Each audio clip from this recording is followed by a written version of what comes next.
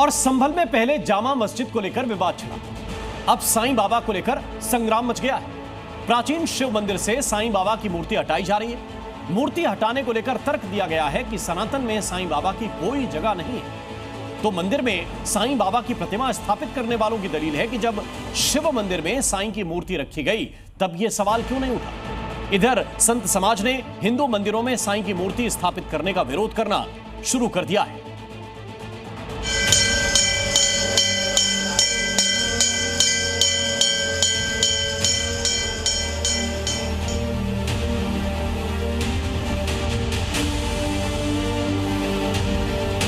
जो दूसरे समुदाय के लोग हैं हमारा मजाक भी उड़ाती हैं। बोले ये तो चांद मियाँ है, आपने हमारे चांद मियाँ को अपने मंदिर में बिठा रखा है।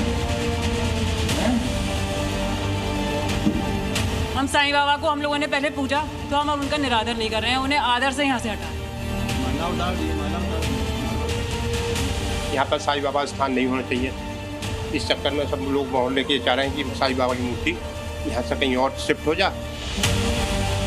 साईं की सनातन आस्था में जगह, साईं की शिव मंदिर में पूजा, साईं की प्रतिमा की हिंदू मंदिर में स्थापना, सवाल फिर सुलग रहा है क्योंकि संभल के प्राचीन शिव मंदिर में स्थापित साईं बाबा की प्रतिमा को मंदिर के कर्ता धर्ता हटाने का फैसला कर चुके हैं।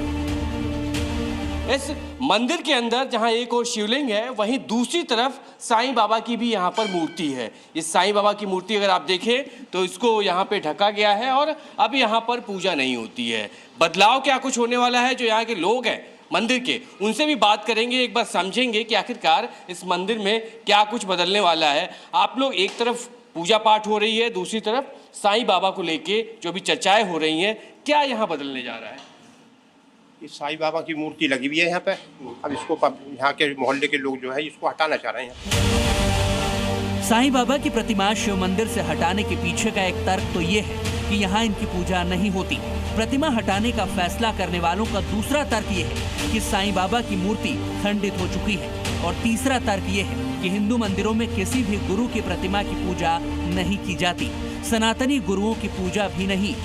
चौथा तर्क ये कि सनातनी आस्था में साईं बाबा के लिए कोई जगह नहीं है। ये सवाल बरबस ही उठ रहे हैं कि जब शिव मंदिर में साईं बाबा की मूर्ति स्थापित की जा रही थी, उस वक्त साईं की प्रतिमा हटाने का फैसला लेने वाले कहां थे? इसका जवाब समझने के लिए जी मीडिया की टीम ने साईं की प्रतिमा स्थापित करने की इनसाइड स्टोरी की तलाश करना शुरू किया। जो तथ्य सामने आए वो ये है कि शिव मंदिर की स्थापना साल 1992 में हुई थी। 15 जुलाई 2011 को संभल के कोट पूर्वी निवासी अशोक राज भंडुला ने अपनी पत्नी की स्मृति में साईं बाबा की प्रतिमा की स्थापना यहाँ करवाई थी। साईं बाबा की प्रतिमा पैर से खंडित हो चुकी है। कई दिनों से उनके वस्त्र भी नहीं बदले गए। मूर्ति पर धूल भी जमा है। श्रद्धालुओं का कहना है कि हम मंदिर में पूजा करने आते हैं, लेकिन साईं बाबा की पूजा कोई नहीं करता है। पैर जो नीचे का पैर है वो सब खंडित है इसका। अच्छा, ये जो आप बता रहे हैं ये पूरा खंडित हो चुके हैं। दूसरी है कि ये जो पैर का हिस्सा है ये खंडित करने वाले भी लोग ज्यादा नहीं आते अब यहाँ पे। एक आध व्यक्ति यहाँ आते हैं, केवल वही पूजन करते हैं। इसलिए यहाँ पे तो इसकी मूर्ति का कोई स्थान यहाँ पे नहीं है। यहाँ परेशानी पड़ती है गणेश चतुर्थी के टाइम पे। परेशानी होती है और इसी की वजह से हटाया जाएगा जी। क्या क्या दिक्कतें हैं? परेशानी भी है और दूसरा बात ये है कि कोई भी और भक्त नहीं आता सिवाय एक परिवार के एक सदस्य के। जो आते हैं बस वो भी अब 3-4 दिन से गायब हैं, वो भी नहीं आ रहे किसी कारणवश। और फिर सनातन धर्म में इस चीज़ का स्कोप अब कम हो गया है पहले के मुकाबले। किस चीज़ का स्कोप कम हो गया? साईं बाबा को मानने वालों का। यानी साईं बाबा के जो भक्त हैं वो मंदिर में नहीं आते इसलिए मूर्ति हटा दी जाएगी? नहीं, ऐसा कुछ नहीं है कि भक्त नहीं आते। भक्त भी नहीं आ रहा है और दूसरा ये है कि खंडित हो चुकी है ये प्रतिमा। मंदिरों में ही नहीं, खंडित मूर्ति की पूजा हिंदू धर्म में नहीं होती। लेकिन क्या बस यही वजह है या वजह कुछ और भी है जो खुलकर सामने नहीं आ रही? शिव मंदिर पहुंचे एक श्रद्धालु ने अपनी राय रखी। तुरंत तत्काल प्रभाव से इन्हें हटा देना चाहिए यहाँ से, क्योंकि ये हमारे धर्म से भी नहीं आते और जो दूसरे समुदाय के लोग हैं हमारा मजाक भी उड़ाते हैं। बोले ये तो चांद मियाँ है, आपने हमारे चांद मियाँ को अपने मंदिर में बिठा रखा है। चांद मियाँ कहते हैं इन्हें? जी, चांद मियाँ कहते हैं इन्हें। चांद मियाँ के नाम से ही जानते हैं लोग। चांद मियाँ का मतलब अगर मुझे समझा पाए क्या मतलब? इनका नाम ही चांद मियाँ है। तो चांद मियाँ मंदिर में नहीं रहेंगे? कोई स्थान ही नहीं है। कोई स्थान ही नहीं है। 2014 में द्वारका शारदा पीठ के शंकराचार्य स्वरूपानंद सरस्वती ने रामनवमी के दिन साईं बाबा के खिलाफ अभियान शुरू कर दिया था। स्वरूपानंद सरस्वती ने तर्क दिया था कि पूजा अवतार या गुरु की जाती है। सनातन धर्म में भगवान विष्णु के 24 अवतार माने जाते हैं। कलयुग में बुद्ध और कल्कि के अलावा किसी अवतार की चर्चा नहीं है। साईं बाबा एक मुस्लिम संत थे और उनका नाम चांद बाबा है। सनातन धर्म में इनकी पूजा नहीं हो सकती। ये सब दावे स्वरूपानंद सरस्वती जी के हैं। इसके बाद देश के कई हिंदू मंदिरों से साईं बाबा की मूर्ति हटाने की खबरें सुर्खियां बनी। 2024 में वाराणसी के करीब 14 से ज्यादा मंदिरों से साईं बाबा की मूर्तियां हटा दी गई। संत समाज साईं बाबा की पूजा को लेकर क्या कहता है वो सुनिए। साईं की मूर्ति जहां भी हमारे हिंदू धर्म स्थलों पर लगी हुई हो, उसको बेलचा से खोद के उसको जल्दी फेंका जाए, इसका मैं पुरजोर समर्थन करता हूं। और जिन्होंने ये विचारधारा व्यक्त की है, संभल के शिव मंदिर के पुजारी, उनको प्रणाम करता हूँ और उनको बहुत बहुत साधुवाद देता हूँ कि आपने बहुत अच्छा कार्य किया। किसी भी प्राचीन शिवालय में या किसी भी देवालय में इस प्रकार के मूर्ति को रख करके आप किसी के आस्था के साथ, किसी के भावनाओं के साथ ऐसे आप नहीं कर सकते ना। किसी का आस्था पे आप चोट नहीं पहुंचा सकते हैं। मैं वहाँ के श्रद्धालुओं और पुजारियों के बातों से सहमत हूँ और समर्थन करता हूँ। साईं बाबा की जगह कहाँ है? साईं भक्त क्या सोचते हैं? संभल के शिव मंदिर से साईं बाबा की मूर्ति हटाने को लेकर साईं भक्तों ने जो रिएक्शन दिए हैं, ये सुनना भी बहुत जरूरी है। मेरे फादर ने सन 2011 में शिव मंदिर मोहल्ला टेर में जो साईं बाबा जी की मूर्ति लगाई थी, मैं चाहता हूँ वो मूर्ति वहीं रहे। अगर मूर्ति में कुछ परेशानी है, खंडित है, कोई बात है, तो पहले हम जाके वहाँ पे देख लेंगे और जैसी होगी कमेटी के मेंबरों से बात करके जो भी सोल्यूशन होगा, जो भी बेस्ट होगा, हम वो करने को तैयार हैं। देवी देवता की मूर्ति एक बार स्थापित हुई, किसी ने आस्था से पूजा की, तो उसमें तो शायद भगवान आप बस ही रहे हैं। तो हम इंसानों में इतनी हिम्मत नहीं है कि हम लोग मूर्ति को बोलें कि यहाँ से हटा दिया जाए। खंडित हो वो एक अलग बात है। साईं बाबा और हिंदू मंदिरों में उनकी जगह को लेकर विवाद फिर से गर्माता दिख रहा है। असल में ये वो विवाद है जो बार बार सामने आता है कि हिंदू मंदिरों में साईं की प्रतिमा स्थापित होनी चाहिए या नहीं, या साईं मंदिरों में साईं की जो मूर्ति स्थापित हो चुकी है उसे हटाना चाहिए या फिर नहीं। सनातन वाले कभी भी किसी चीज का विरोध करते हैं पर किसी भी चीज का निरादर नहीं करते।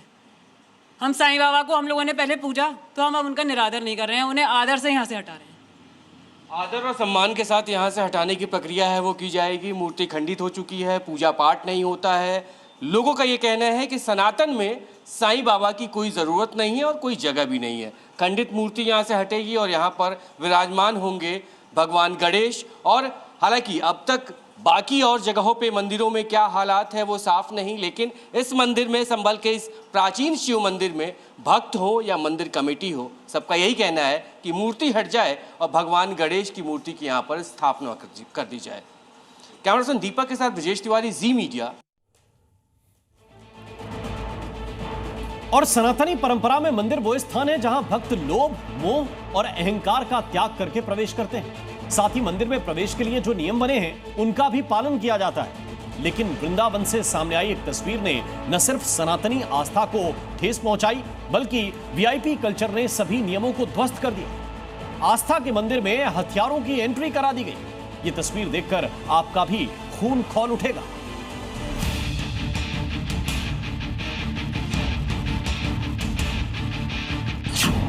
बांके बिहारी का दरबार, कौन लाया हथियार?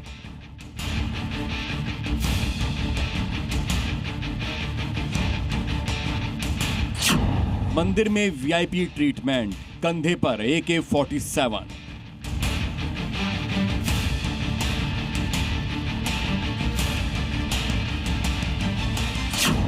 जहां सेल्फी पर है रोक, वहां AK-47 का क्या काम?